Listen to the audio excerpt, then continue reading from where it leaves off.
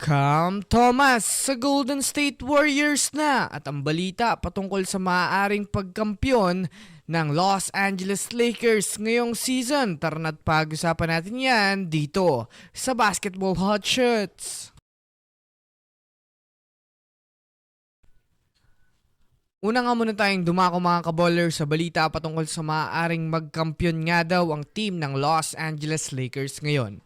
Alam naman nga natin kahit man nga po natalo ang Lakers ng nakaraan kontra sa Detroit Pistons ay masasabi natin mga kabollers na hindi naman nga ito nagdulot sa kanila ng malaking impact, lalo pat nabawi naman nga nila ito kontra sa kupunan ng Indiana Pacers.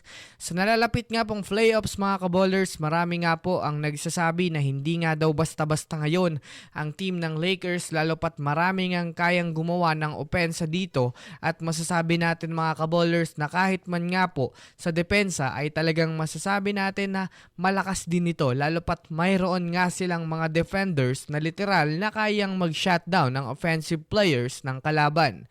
Sinasabing kakayanin nga daw ng Lakers ngayon na makaabot hanggang finals. Bagkos sila nga ho ngayon mga kabollers ang may pinakamataas na ratings pagdating sa mga team na aabot sa finals.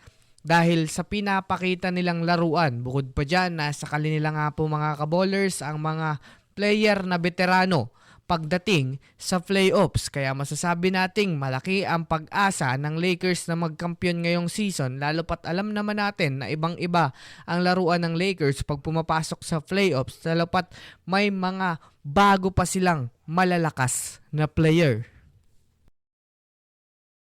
Sa ngayon nga po mga kabollers, nananatiling palaisipan pa rin sa mga fans ng Warriors kung magagawa pa ba nito na makapasok sa playoffs gayong sobrang daming player nga po ngayon ang Warriors na na-injured.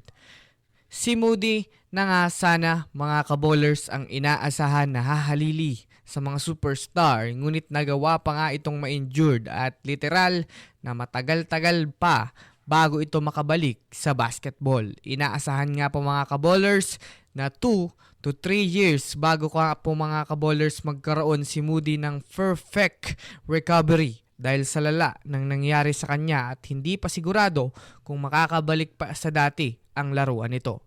Kaya kailangan nga po ng Warriors na humanap na ng player na maaring pumalit kay Moody, lalo pat kinakailangan na nga nila mga kabollers na maging seryoso, lalo pat maaari pa silang bumagsak sa darating na play-in tournament.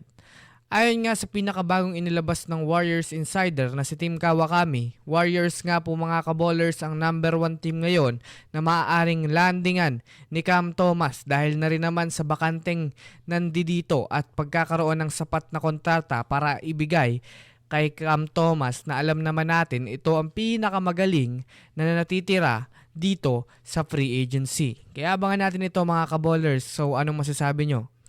So yun lamang, yan lang na muna ang ating pag-uusapan sa ngayon. Pindutin ang subscribe and hit nyo na rin ang notification bell para sa mga susunod na updates sa mundo ng basketball. Again, this is Basketball Hot Shots.